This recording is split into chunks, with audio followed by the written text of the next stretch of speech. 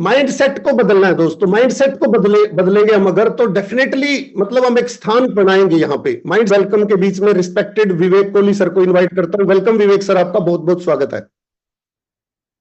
Okay sir, thank you very much. सभी साथियों का स्वागत है आज के शानदार मेडिकल मॉर्निंग में। मेरा नाम विवेक कोहली और इस सिस्टम का स्टूडेंट। लास्ट मंथ जो मेरी स्टोरी हुई थी उसमें मैंने फेज 2 की बात की थी, और आज मैं अपने कुछ यादों में से फेज 1 की कुछ बातें करना चाहूंगा। और ईश्वर से चाहूंगा कि जो चीजें मेरे को एक्सपीरियंस हुई वो सभी नए साथी और पुराने साथी भी उससे कुछ इंस्पिरेशन लें। अ, जैसे कि मैं बोला कि पिछली सीजन जो है वो लगभग लगभग 2006 की बात है, जब आरसीएम बिजनेस मेरे जीवन में आया। मेरे पास एलएमएल की एजेंसी थी और पेप्सी की एजेंसी थी पूरे एरिया की अपनी। और मेरे फादर के दोस्त उनके पास आते हैं और आरसीएम बिजनेस का प्लान दिखाते हैं, तो घर में सबसे कट्टर घोर विरोधी आरसीएम बिजनेस का कौन? वो मैंने बोला पापा ये फालतू के काम है, इसमें रिश्ते खराब होते हैं, ये जिसमें जिसको कोई काम नहीं होता वो ऐसे काम करते हैं, और जिनकी कोई सामान सुमान नहीं बिकता वो ऐसी कंपनी स्कीम उसको में निकालती हैं। तो आप छोड़ो, अपनी अच्छी रेपुटेशन है परिवार की इस एरिया में, तो लोग क्या कहेंगे, लोग क्या सोचेंगे कि यार ऐसे काम शुरू कर दिया आपने। लेकिन परमात्मा को कुछ और मंजूर था, उन्होंने नहीं माना, और लगभग जो पर्सन उनको प्लान दिखाने आया था उनको मेरे को अप्रोच करने में लगभग लगभग 3 महीने लग गए। सामान धीरे धीरे घर में यूज होना शुरू हुआ और विश्वास बढ़ा, और 3 महीने के बाद मेरा इस सिस्टम में ज्वाइनिंग होती है, और धीरे धीरे काम को सीखना शुरू किया। और पहला फंक्शन मेरे को आज भी याद है, प्रमोद गुलाटी जी का फंक्शन मैंने देखा। आदरणीय प्रमोद गुलाटी जी का फंक्शन देखा होशियारपुर में। अ, तब हमें कुछ पता नहीं था कि कैसे होता है कैसे नहीं होता, और एक गाड़ी बुक की गई और अपने 5-7 दोस्तों को उसमें ले जाने की का प्रयास था। लेकिन एन मौके पर गाड़ी वाले ने बोला आपने तो बुकिंग करवाई नहीं, मैं वो गाड़ी तो मैंने कहीं और भेज दी। तो मैंने अपनी पेप्सी वाली जो गाड़ी थी उसमें से उसके क्रेट निकाले और उसमें गद्दे वगैरह बिछाए और अपने 5-7 साथियों को बिठाया, और दीनानगर से सीधा चला गया होशियारपुर। फंक्शन क्या था वो तो उन्होंने दिल को लूट लिया। मतलब कहने का मतलब है कि आरसीएम की जो पहली जो है ना वैक्सीनेशन जिसको बोलते हैं, वो चीज ने मन को मोह लिया। मैंने सोचा यार काम बड़ा जबरदस्त है और काम इसको करके दिखाना है। धीरे धीरे काम को सीखा, आगे बढ़ना शुरू हुए, और 1-1.5 साल में स्टार जैसी पिन हासिल की। लेकिन उस दौर में जब कोई खास माहौल नहीं था, लेकिन धीरे धीरे बिजनेस को बिल्ड करना शुरू किया। लेकिन एक दो चैलेंज आए इस साथ में कि मेरा रॉयल्टी और स्टार जो है वो आरसीएम छोड़ के भाग गया, और कुछ दिनों बाद मेरा एमराल्ड भी भाग गया। तो बड़ा मुश्किल हुआ कि यार ये क्या सिस्टम है, इतना जबरदस्त काम है और ये इतनी छोटी सोच लेके लोग आए हुए हैं सिस्टम में, इतने बड़ा सिस्टम। लेकिन एक काम उन्होंने बड़ा जबरदस्त कर दिया था, मैं ये सोचता हूँ कि उन्होंने मेरे को भीलवाड़ा के दर्शन करवा दिए थे। वहां पे टीसी सर का एक प्रोग्राम चलता था, make your objective to divine. उसमें मैंने वो अटेंड किया और अपने डिसीजन को 1000 गुना पक्का कर लिया कि ये एक ऐसा काम है जहां ना सिर्फ मेरी जिंदगी चेंज हो सकती है, बल्कि सिस्टम के माध्यम से लाखों लोगों की जिंदगी चेंज हो सकती है। तो कमिटमेंट कर दी कि अब इसको फुल टाइम करना है, और धीरे धीरे आगे बढ़ना शुरू हुए। लेकिन जब अपलाइन साथ ना हो तो बड़ा मुश्किल होता है। आप सभी जानते हैं, सभी साथी जितने भी जूनियर सीनियर जितने भी बैठे हैं यहाँ पे। लेकिन उस वक्त मेरी जो हेल्प हुई वो सिस्टम के माध्यम से, आदरणीय राकेश शर्मा जी के माध्यम से हुई। आदरणीय राकेश शर्मा जी लुधियाना में 1 day workshop, full day workshop चलाते थे तब। तो मैं अपने जितने भी मेरे एक्टिव साथी थे उनको टेम्पो ट्रेवलर में भर भर के लुधियाना हर महीने लेके जाता था, और उनको सिस्टम के प्लग इन करता था। और क्योंकि सिस्टम को ही मैंने अपनी अपलाइन मान लिया था। और एक जो बड़ा शानदार काम बाय डिफॉल्ट होने लगा कि हर 6 महीने बाद मैं भीलवाड़ा जाता था, अपने जितने भी नए साथी सिस्टम में आते थे उनको एक्टिव रखने के लिए, विजन देने के लिए। तो धीरे धीरे आगे कारवा बढ़ना शुरू हुआ और मैं स्टार प्लेटिनम पे पहुंचा। और फिर 9 दिसंबर 2011 का वो दिन आ गया जब बड़ा जबरदस्त चैलेंज इस इंडस्ट्री पे आया।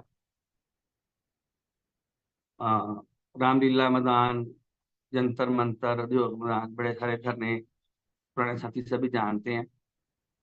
लेकिन जब सिस्टम की शुरुआत हुई तो हमें संभालने वाला कोई नहीं था और कुछ पारिवारिक जिम्मेवारियां थी,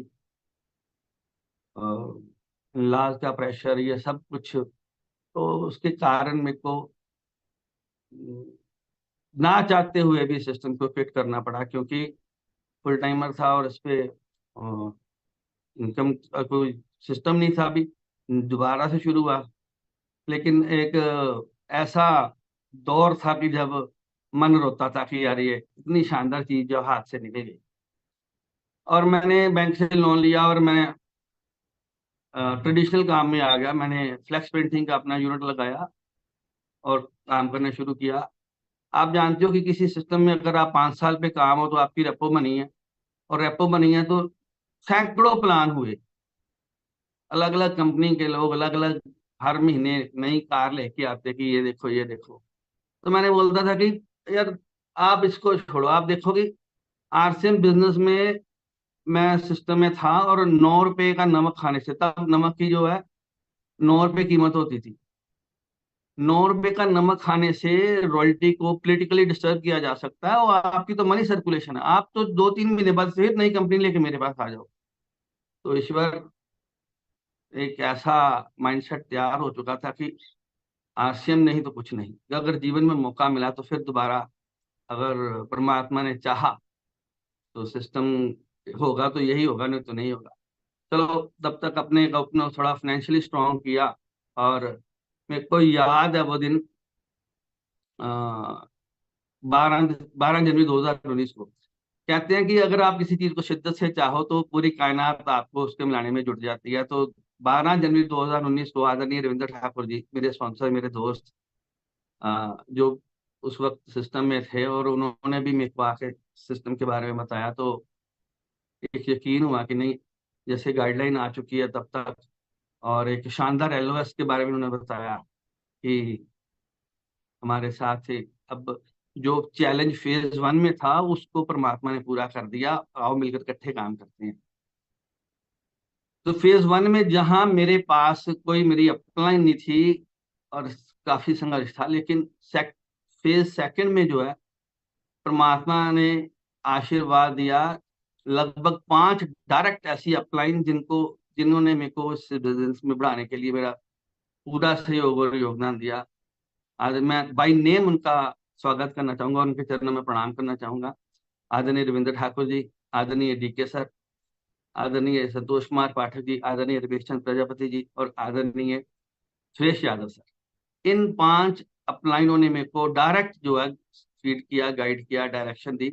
और मेरे जो मेंटर हैं, मेरे जो गुरु हैं, आदरणीय शैलेंद्र ढींगरा जी, प्रमोद गाटी सर और राकेश शर्मा सर, उनके आशीर्वाद से लगभग 2.5 साल में मैंने पर्ल क्वालिफाई किया और 3.5 साल में स्टार पर्ल क्वालिफाई किया सिस्टम से।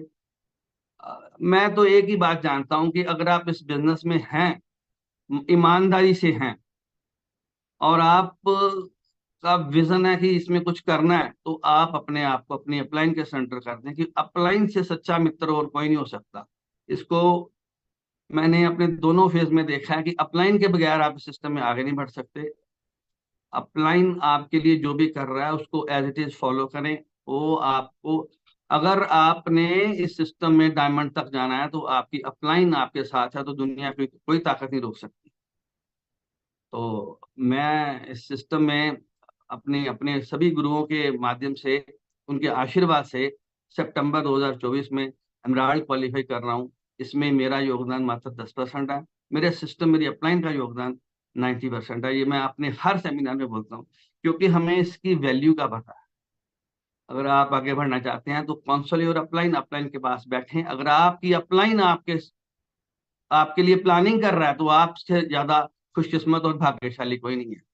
लेकिन अगर आपकी अपलाइन पे आपका फोकस नहीं है तो आप पात्रता बढ़ाएं अपनी, उसके पास बैठें, उसको बताएं कि सर मैं ये बिन लेवल हासिल करना चाहता हूँ, ये मैं अपनी दोनों लेग में प्रॉपर तरीके से काम करना चाहता हूँ। आप जिम्मेदार बने, आप बताएं कि सर मैं अपनी दोनों लेग की जिम्मेवारी के साथ मैं आपको पूरी रिपोर्ट दूंगा, बताइए मेरे को आगे बढ़ने के लिए क्या करना पड़ेगा। तो साथियों, ये मेरी छोटी सी स्टोरी रही। मैं आप इससे कुछ सीखेंगे तो बहुत बढ़िया रहेगा, क्योंकि ये इंडस्ट्री सीखने की है, मैं अभी भी सीख रहा हूँ और मैं गुरुओं के आशीर्वाद से आगे बढ़ता जा रहा हूँ। Thank you very much. Over to Kiran Pal sir.